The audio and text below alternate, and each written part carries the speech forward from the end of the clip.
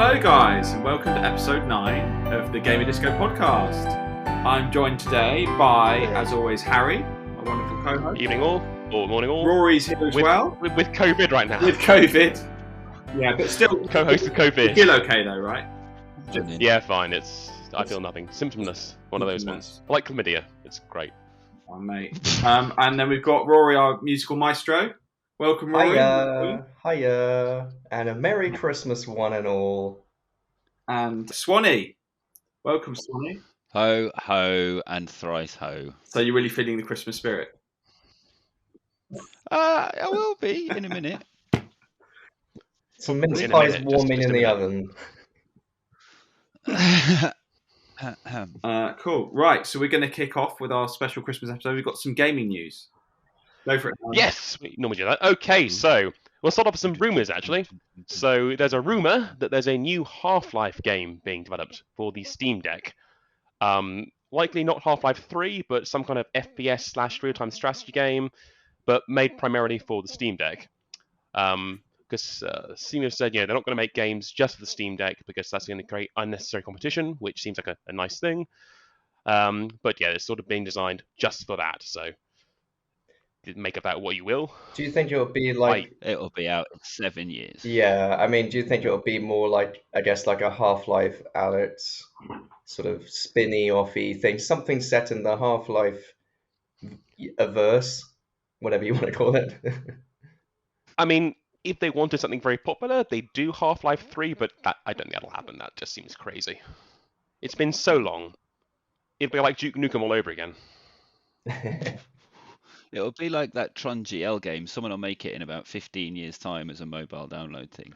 Yes, free to play, but in-app downloads or purchases. I think with like... If we're using apps in 15 years. I think with Gamestar, I think there's like a real never say never about everything, because everything comes back, like, eventually. Like, people will, like, gripe and moan, and then, like, there'll be an announcement of just like, oh, we're bringing back this thing 20 years later after everyone's kind of grown up and grown out of it and forgotten about it. But it's here now. I mean, Shenmue 3, massive represent. Bethesda tried it recently with Commander Keen. I think I've talked about this before. I loved that series as a child. And they announced after, 20 years, they're bringing it back. And everyone was like, yeah, great. And there's like, yeah, there's a free download mobile game with in-app purchases. And it got such a bad reaction, they just cancelled it. And you can't find any news about it anymore. It's just been written off. And rightly so. Don't need none of that. No.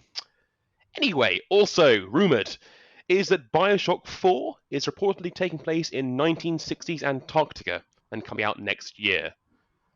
You guys Bioshock fans? Yeah, love I am. Bioshock. I sort of I played the 1, 2 and Infinite, and I liked them all for different reasons.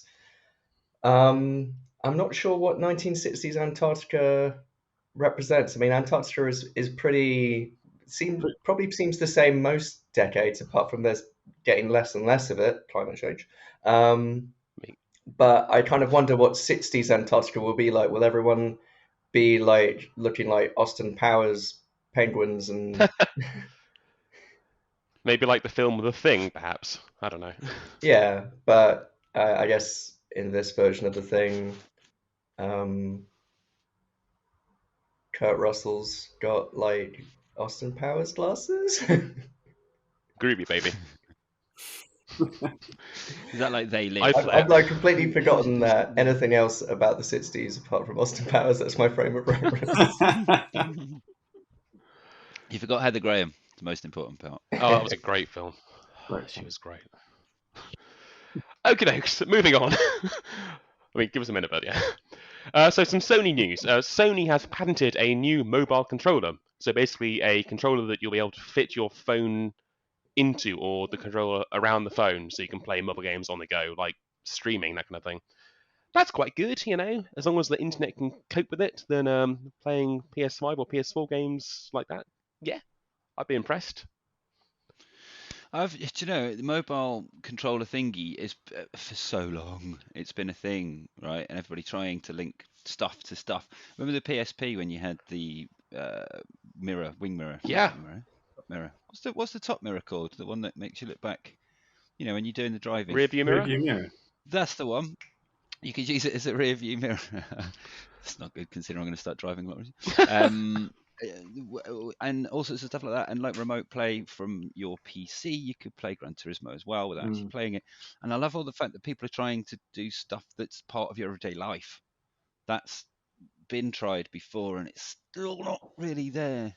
I think when it comes to mobile play, it will be terribly difficult to get traditional players coming home and going, yes, I'm just going to change from playing this game and playing on my bus to now playing the game that I'm playing at home. And there's something about that mobile thing that is almost too accessible to be relevant to, core gamers. Well, I mean, you say that, but Nintendo Switch, you can play on the go and then literally insert it into your home console and then play on TV. So that's a console though. That's not your phone.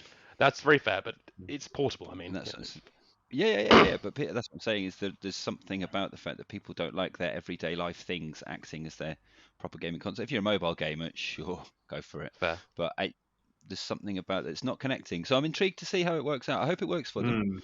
But certainly, it has been tried a few times before in a few different iterations. It will get there. I think it just needs maybe another generation for people to be accepting of it. I mean, I love the PSP. That was great.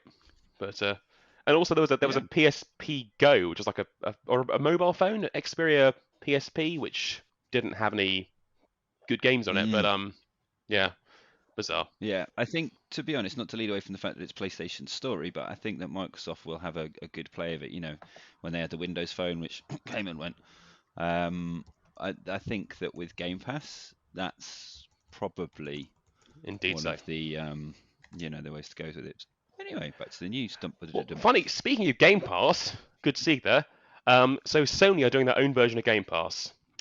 Just hot off the presses. This is only announced in the last few days.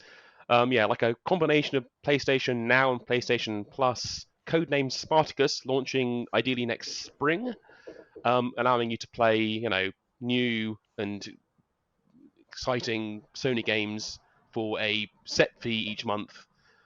So much like Game Pass. And if they could do the same thing as Microsoft, then I dare say it'll be a success.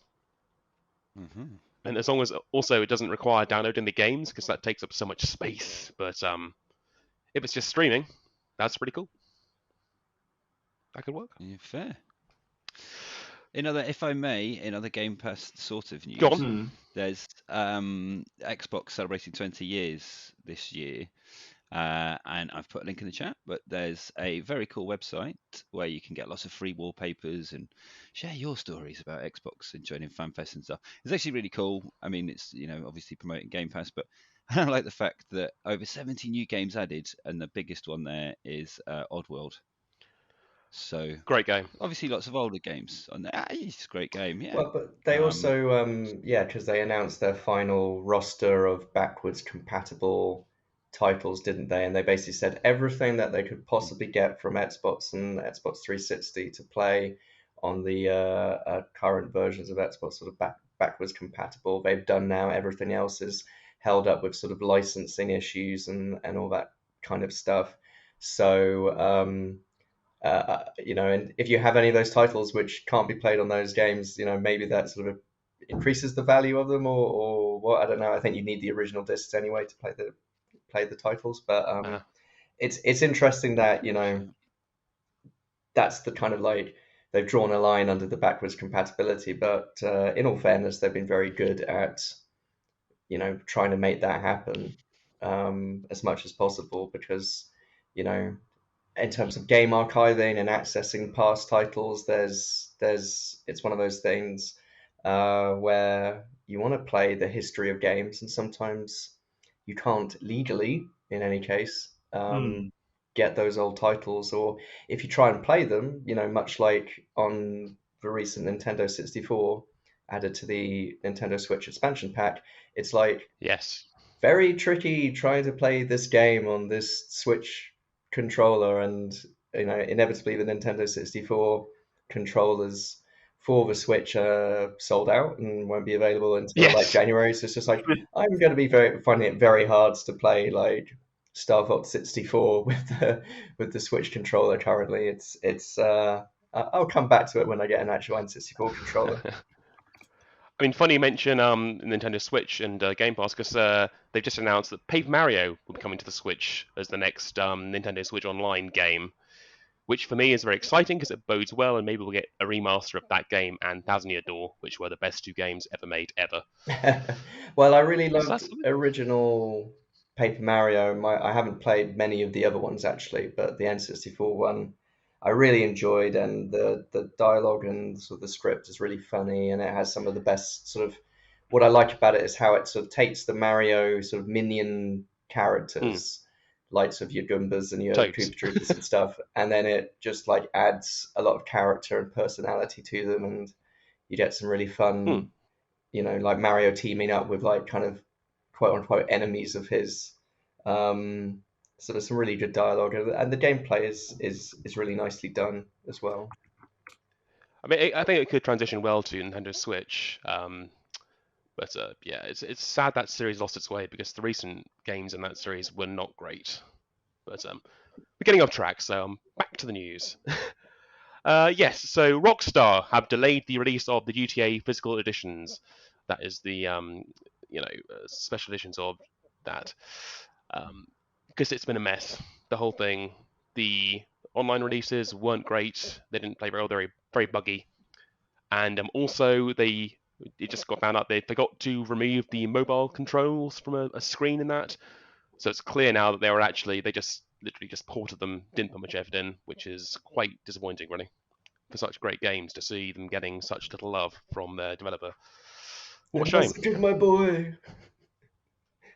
Look how they massacred my boy.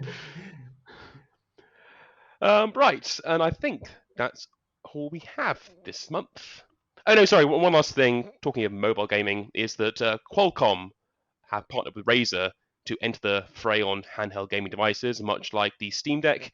They'll be doing their own version of that. Yeah, so lots of competition out there. So that's quite good. Exciting time for gaming, especially mobile, portable. Mobile. Yes, that. That's what it was at E3 2 years ago. Mobile. Everything was mobile. T-Mobile. New platform. Mobile. Sweet. Cool. So Back to you, James. That's it. So, Gamesmaster, what did everyone think of the new reboot? You guys have all seen it, I think. Yeah. Harry? It was Harry. You were you didn't appreciate. I don't know. You weren't around at the time, should we say, to watch it? No, I mean, Gamesmaster was before my time, and I feel like the format of it was recently recreated very, very well with Go 8-bit, which of course we discussed quite a bit on the podcast last month.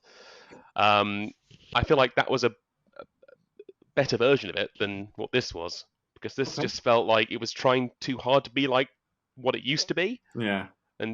But they've added obviously new youthful people that are influencers and things. And yeah, exactly. Well, those kinds. Not as With the tight skin. But not as youthful as like in the original version where it was literally children who were playing the games the whole time. So like actually, this is probably more sort of, I guess, like hip in that respect. It was children. But I think interesting. Why did it? Yeah, like Why did it ever evolve into Patrick Moore's Pizzagate? But I think Sorry. I think like what I liked about I've only watched the first episode of it, but I think it was for someone who watched the sort of original series when it came out. It was like seeing an old friend you hadn't seen for a very long time, and not much had sort of changed in the interim. You sort of recognized who they were, and like an old childhood friend or something. And it was a bit like, oh, okay, little catch up. How are you? And then it's just like back to the same old, inane chatter that you usually do when you sort of meet up with an old friend and that sort of stuff. So, I enjoyed it. I watched the other episodes for sure, and I think it's, I think the kind of question as well is like, you know, as you mentioned in the last episodes of gaming TV shows, what is their place nowadays when you have like Twitch and YouTube and all this kind of stuff? It's just like, what is the purpose of that? But I think this sort of like, I think the fact that the show exists sort of like, I think it justifies its own existence by its own sort of like presence, because it's not trying to compete with esports, it's not trying to compete with Twitch streamers, and yeah, it takes its cues obviously from having those for people like competing or taking part in the show, but it's just got its own kind of like sense of humor, it's got its own style, so I don't think it's a case of like a crowded market. Obviously, it's very content to do its own thing, and whether you like it or not. I think the problem is that because gaming TV shows are so few and far between, it's just like this has to represent all of gaming. This has to be the ultimate gaming show, and like how dare they get this bit of gaming news wrong? Because we all know that game fans are, you know, we love video games, but also some games fans are some of the worst people in the world. So you do have to sort of like balance it out. And I think it's not trying to be like, this is the ultimate gaming show. This is just like, oh, Gamesmaster, remember that. Here's some more of it. You can take it or leave it. You can go back to Twitch if you like that stuff. If you've grown out of that sort of stuff, you can get on with your life. In a way, like the TV market is not crowded, but the media content market is obviously, you can get whatever you like, whenever you like, from wherever. So if Gamesmaster is part of your viewing experience, then you can watch Gamesmaster. It's funny you mentioned the old show, because in episode 2 they brought back someone from the old show to compete in a new challenge, and with no spoilers involved. He didn't look that old. I was like, well, how old was he when he went on the show? Because he must have been quite young. But obviously I won't give that away. But that was quite enjoyable. And also, and he's also now black. What? Tell me about the switch from Patrick Moore to Trevor. I thought that was a. I wonder what you're going about there. That's yes. He looks younger, definitely. He looks very confused, saying his lines, delivering them very deadpan, and that was always part of the show. That was always the thing. Okay. Oh, sorry, I'm showing my ignorance here. Patrick, first episode where he. I was going to say, yeah, Patrick he wasn't a gamer, right? So he didn't necessarily know what he was saying. It was that was it. He was just kind of spouting the lines he was given. Yeah. But tell you what's great is that whether Trevor's interactions are scripted or what, I don't know. But there's that Wagwan moment where he started speaking patois to one of the contestants, which was interesting. It's fun, isn't it? And that's the sort of tone of what Gamesmaster used to be. The Gamesmaster used to be. It's just fun kitsch nonsense. I think a couple of points to note within it. One, that they played Splatoon, and I know that Rory absolutely loves Splatoon, so I'm surprised he didn't mention that. And also that Big Boy Barry returned, friend of the show, friend of Gamerdisco. Also Quang.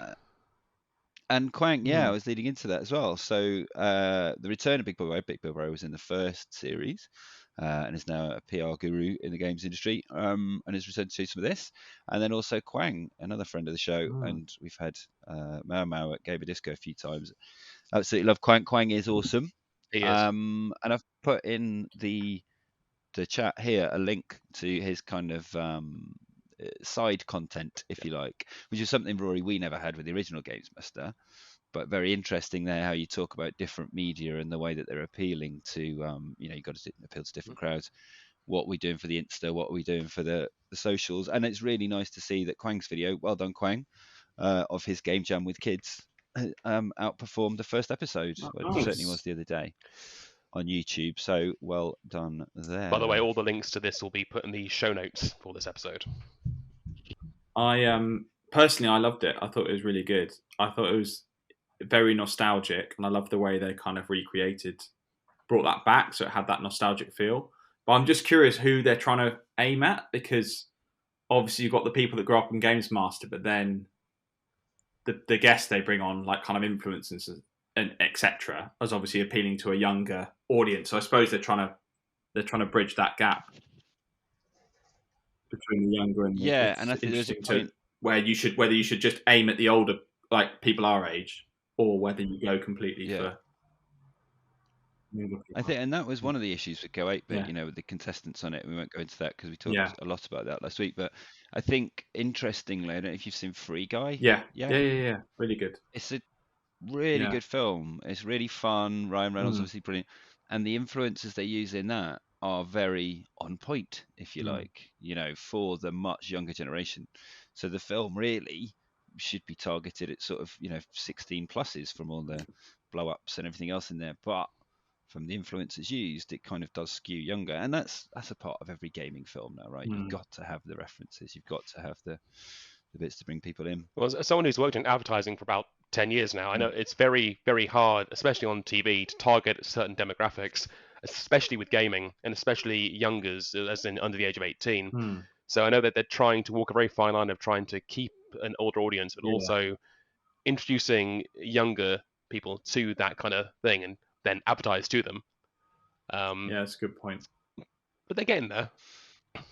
It's kind of the opposite of Disney. Disney films are for kids, but adults love them because there's, you know, dad jokes in there and all sorts of other adult things sprinkled through it. So it's a really interesting mix, and I think God knows that tween audience that they're trying to get to watch 18 content, and Disney must have plans around what kind of content can we make for those kids as they grow up. It's the My Little Pony kind of ethos all over again. It's, you know, make it friendly and approachable, and the parents buy it for the kids because they used to have it, you know, and that's how you become a lifelong fan.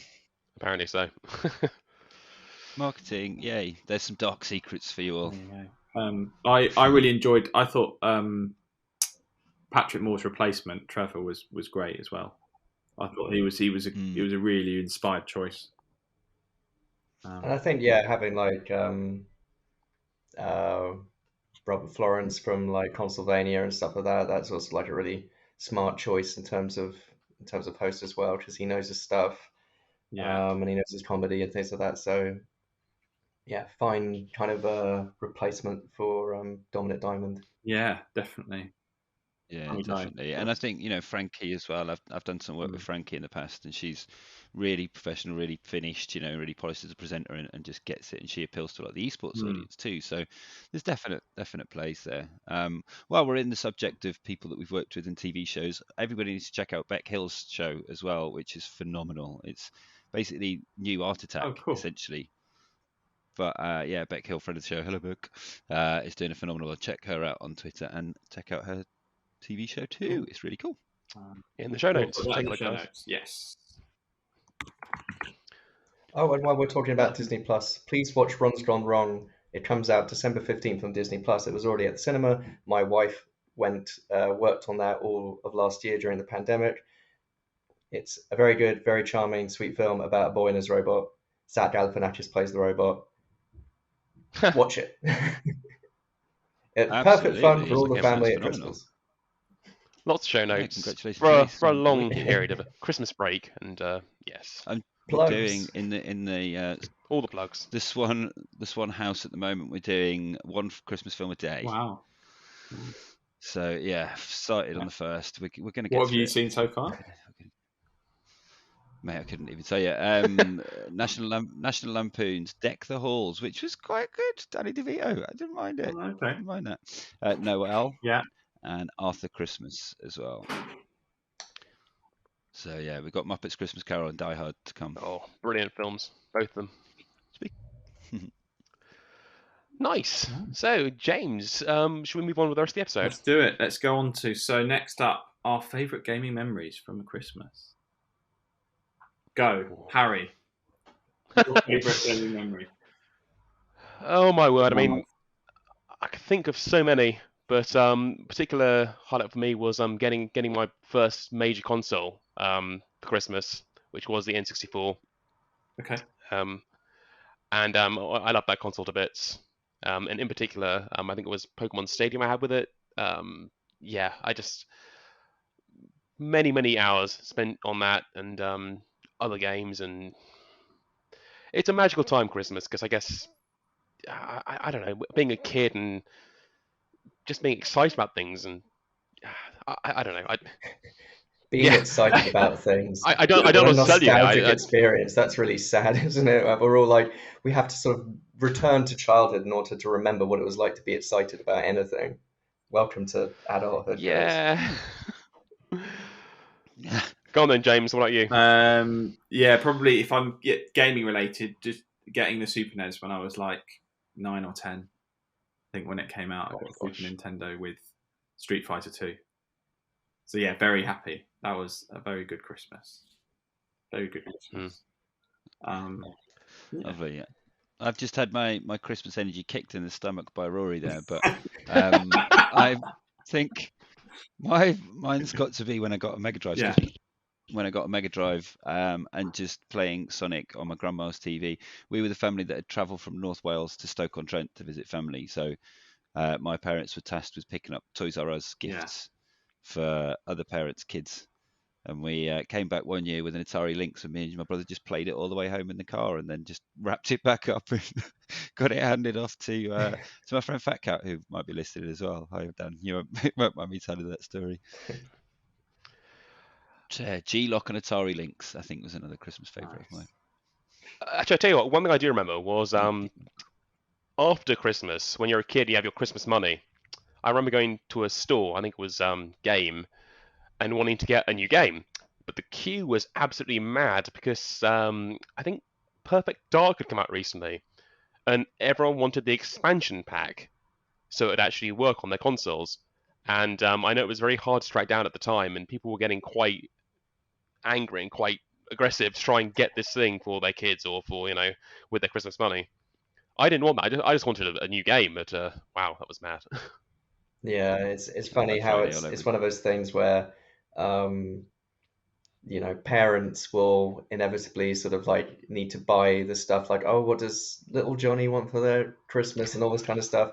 And they go into the shop not knowing anything about video games or whatever. And then it's just like they buy the game and they take it back home. It's just like, it's the wrong console. Or, oh, you need the expansion pack for this to play. It's just like, you ruined Christmas, Mum. That sounded strangely personal. Are we? No, not from my personal experience, but okay. Maybe say so. No, I think that like it was nice because with me, so I have two brothers, and both of them like video games, so that really helps in terms of the amount of games you can potentially play. Because if everyone wants a video game, then you can play their video games too. But I guess the sort of key Christmas sort of gaming memories I have is when my brother got the first Smash Brothers for N64, because that had come out I think in November 1999. Nice. Mm-hmm. And it was just like playing together. Yeah, and just how when we saw it in the magazines, we thought this is never going to come out in Europe. This is just one of those weird Japanese crossover games. Because how could you possibly have like Mario fighting Pikachu, fighting Link, and Fox McCloud and stuff, and it's just like, this is never going to happen. And then the fact that it did was like incredible, and then just having that kind of crossover was just mind-blowing. And yeah, with the N64 having 4 controllers, and just we were staying with our cousins as well, so just played Smash Brothers like all of Christmas.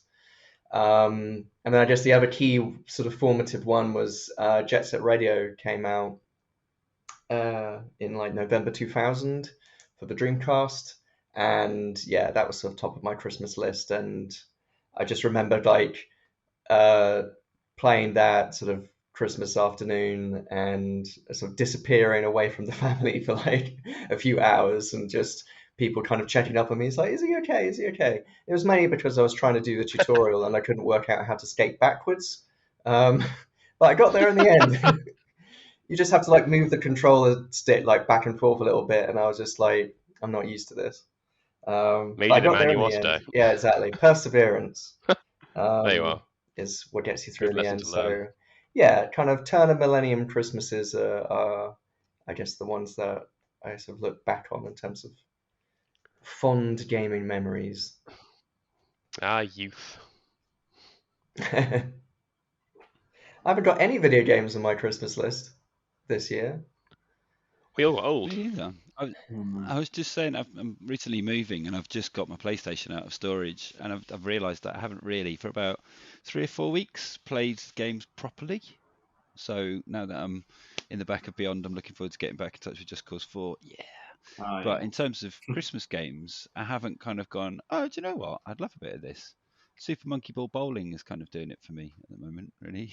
It's a good I time feel for like party games and things like that because Christmas is a good time for you to introduce the concept of video games to family members who do not understand or appreciate the form. And so obviously something like the Wii was like a big hit at the time because it's just like, oh, time for some Wii bowling and anyone can have a go at that, or Wii golf and stuff.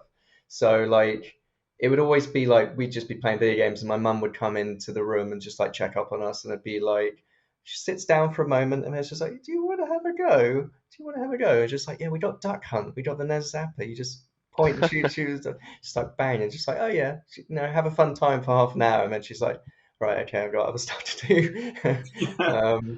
But I mean, yeah, sadly, it feels like, especially this year, there aren't many big Christmas releases for everyone to rally around like that, where you can play party games. Like, I mean, the usual big guys coming out. There's a new Call of Duty Vanguard that came out, and Battlefield 2042, which have both been poorly received and are broken. And there's also like physical versions of Among Us and Gang Beasts coming out, but other than that, there's not much for well, people to yeah, I play mean, together. I know what you mean. Like, it's going to be very hard to sit like Nana down and explain Battlefield 2042 and it's say what happened to the other 2041 iterations of this game.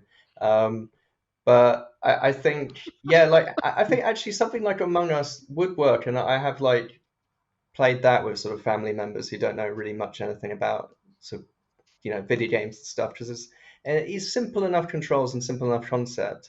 And I think Gang Beasts as well. Like it may not be the case that family members who don't play games will necessarily pick it up and play it, but having had Gang Beasts at Gamerdisco many times, it's a perfect like spectator sport game as well. Just like watching people like flail around and stuff is always entertaining, and there's a lot of sort of tension between like dropping people off the sort of like the platforms and the levels and that kind of thing. Similarly, something like Nidhogg, anything where there's like simple enough setup that people can like watch and observe and understand.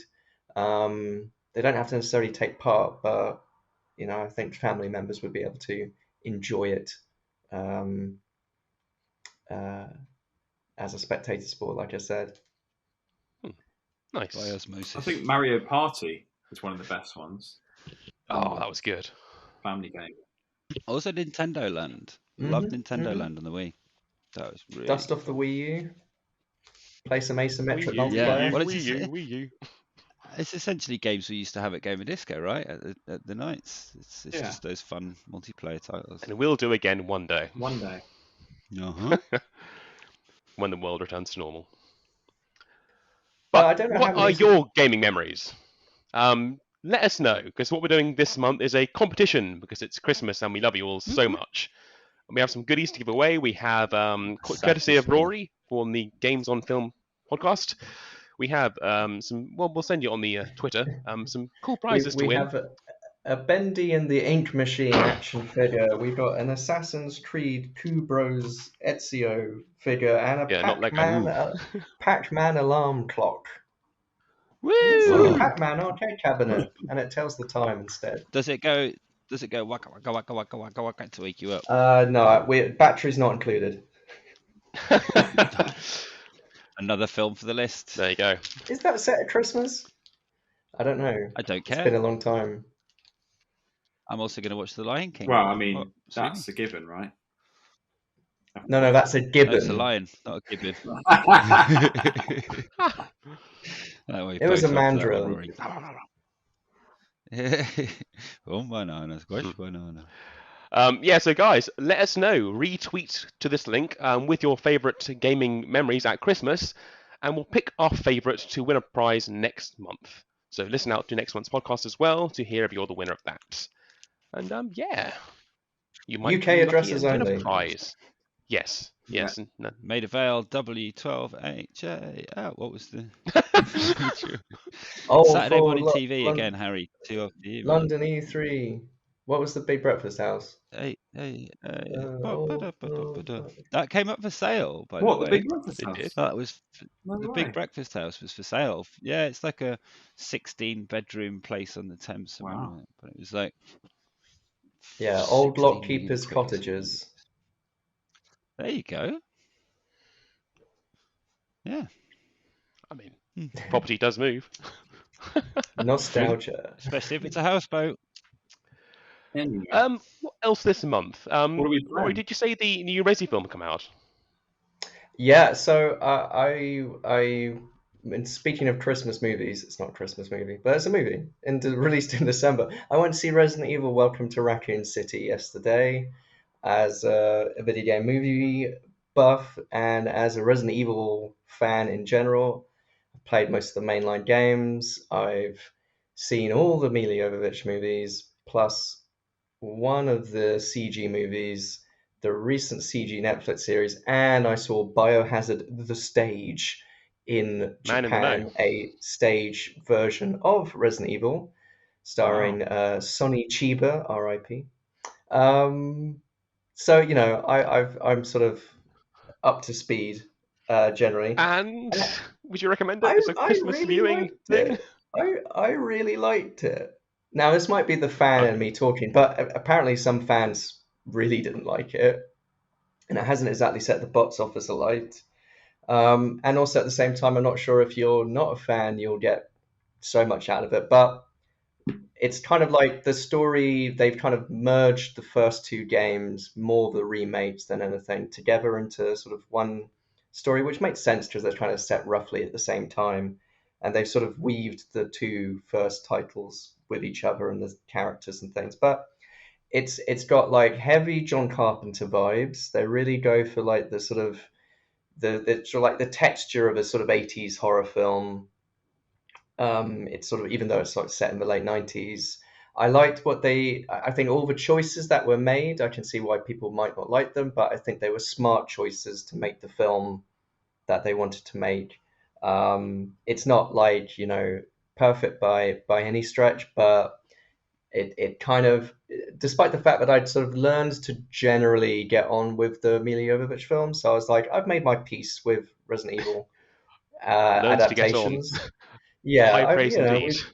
um, but so I was like, I don't mind that there isn't like a kind of straight adaptation of the original games. But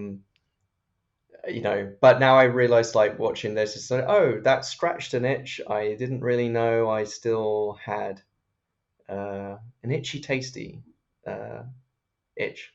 That's a reference to the games. So yeah, I liked it. And what's funny is that, like, the director of that film, my brother worked on some of his really early films because he's a British director. Some really ropey, should I say, early sort of horror films. But it was weird because, like, even though I'm watching this kind of like mid-budget Hollywood-ish version of that, there was still like things I recognized from like the films he was making 20 years ago, like On the Cheap in Southampton. So um, that was kind of that was fun in that respect. So yeah, I say give it a shot. Awesome. I mean, high praise indeed from the man who runs the Games on Film podcast, which is great. Have a listen. We'll link it in the show notes, as we always do. Yeah, we'll The be man knows recording films and his our own games episode on of film. that very soon, so stay tuned. Awesome sauce. And I guess, guys, that's about it for this month. Obviously, have a lovely Christmas, and we'll be back in the new year at some point. Last thing to do, obviously, is just talk about what we've been playing this month. Harry, Because we do that, you know. what have you been playing? Go for it. You always start with me, and I'm not prepared. I need Okay, to. Swanee. Actually, no. Okay, no. Oh, So, Rory. okay. Rory, go. So I've been on a little bit of a Remedy bender. I don't know, what do you call it?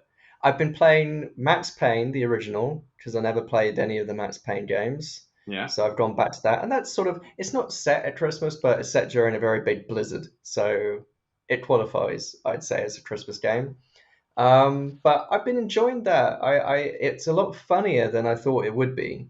Like, it's very sort of hard boiled, like to the point of parody almost in terms of the dialogue. But there's like really funny like exchanges. Like, you overhear all these thugs that you're taking down having these very sort of like silly conversations, and it all gets very sort of meta as well. Like the fact that it has like all this bullet time, and I was playing a level just last night, and you hear this guard sort of just saying like, I'd really love to be in an action, like in real life, like action movie where you're diving through the air in slow motion. It would be called like bullet time or something, and that's obviously what you do in the video game. So it has like these like really funny meta bits of commentary.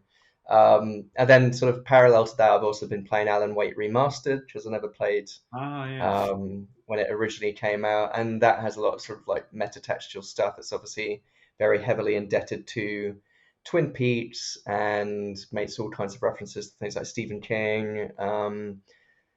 You're playing as this kind of like thriller writer, and weird shit happens, as so often does in video games. So yeah, it's been nice sort of playing some of the earlier works, because I'd like to kind of go back and play some more, because I wanted to play Control and never got around to that yet, so that's on the gaming backlog too. So and as it's Christmas, Always such backlogs. Yeah, as it's Christmas, I may sort of like fire up a few sort of Christmas themed video games. My kind of recommendations would be Shenmue, because that starts in November, but like it kind of like carries on over Christmas, and so as you're playing the game, you can even play it on Christmas Day, and you get like a drunken guy in a Santa costume walking around the streets going Merry Christmas, and as the snow's falling. So that's sort of fun this time of year. I'd also recommend the Firemen, which is an old Super Nintendo game, but that's set at a Christmas party in the future, 2010. And there's not actually much like Christmas stuff happening in it, but like you play as some firemen having to rescue people from a building which is on fire, naturally. And there's some Christmas trees hanging around, so it qualifies. It's a very good game. I was trying to think. There aren't actually that many games set explicitly at Christmas, are there? Like literally Christmas games, all about Christmas, very rare. The only one I can think of was perhaps Batman Arkham Origins, and that's sort of not even Christmas explicitly. It's just like he's doing stuff around Christmas, part of the story. But other than that, I got Die Hard. Yep. Of course, Sony has Die Hard. Yeah. Yippee-ki-yay, mother! Have it. I do have a copy somewhere. Yeah. I thought it interesting, the bullet time games, Rory, you were mentioning. Made me think of Wanted, which is actually an okay, fun experience. Is it? If you see it, pick it up. Yeah, it's good fun, and the bullet control stuff is pretty fun. And also Wet, which was I think fairly well received, if not well rated, game from Bethesda many years ago. But that was really good too. Wet. Love the film. The film was great. Bullet. I don't think it was the same thing. The Wanted, I meant. Oh, for Wanted, sorry, yes. The game was vastly different to the film, which in turn was vastly different to the graphic novel it was based on. So it's I guess it's nice when works make their own thing of a franchise and a property. So that's good. Yeah, that's what happens when you pay for stuff off the shelf, isn't it? I suppose. So those were good. In terms of games that I'm going to be playing for Christmas, I'm not going all out Christmas games, although I will check out some of Rory's suggestions. I'm quite looking forward to getting back into Skyrim. Again? Moving all of my stuff. I know, right? Well, I saw a trailer the other day for Starfield, is it? The new Bethesda thing, and I thought, oh yeah, actually, I need to reacquaint myself with ridiculously open world games, and Skyrim is a fun one. And also I've got lots of dwell time over Christmas looking at pretty similar scenery out of my window too. So yeah, I think I'll be a bit of that. That's nice. Just to while away the hours with perhaps a whiskey. We'll see. Ideal Christmas. You know what? I gave it some thought. I'll probably play that Paper Mario game again. The first one. I loved it. It was so good. The story was just magical. I need some of that right now. Nice. You don't look very magical with your jumper. How about yourself, James? I'm going to finish off Yakuza Kiwami that I'm on. And then you've prompted me, Rory, because I've actually got Shenmue. I just haven't opened it. So I got Shenmue 1 and 2 just sat next to my PlayStation. So I might have to crack that open for Christmas, I think. Yeah, it's a fun, it's nice to like immerse yourself in that world and stuff, and enjoy what was Christmas like in sort of Japan in the 1980s. Ah. It was like that. I mean, I just like the other sort of game as well as like I've been playing Animal Crossing since the recent update, so that's always course. like good when it gets all festive and you get snowmen and Jingle comes to town. So I'll be enjoying a little Christmas on my Animal Crossing island, I suppose, too. Are you trying to deal bells on our podcast? Just a plug. I'm saying, you know, come to what's my island even called now? Jeez, I forgot. Cheese. Jeez. Great island name. No, I forget. Cool. I think that wraps it up, guys. Yeah, Which is all done. That's a shame. well, thanks to everyone that's listened to the podcast this year. We really appreciate it. We will see you in, well, not see you, you'll hear us in the new year with some brand new episodes, and hopefully, touch wood, you'll see events in the new year Fingers crossed. if COVID can keep itself behaved. Don't forget to reply to this tweet with all your favourite Christmas memories, and we will pick the best one, our favourite, to win those prizes. And we'll put all this in the show notes for you to read and digest. And then, Much like Christmas turkey, which 'tis the season for. Ah, vegan options So I are guess all- available. that's nice. So I guess all that's left is to say thank you so much to all the guests in today's episode. James, Rory, Swanee. Bye. Thank you, Thanks, and guys. Merry Christmas. And one Merry all. Christmas. Merry Christmas. Whatever you are celebrating, however you're celebrating, with whoever you're celebrating, I hope you have a most wonderful and relaxing seasonal festivity time. Mary, whatever the Oh. fuck doesn't offend you. Yeah, go fast, take chances. Yes. Unless you're Santa, in which case go fast, but don't take many chances because kids need their presents. That is true. All right. Okay, love you. Bye. Bye. Merry Christmas to all, and to all, or whatever time of day you're listening to this.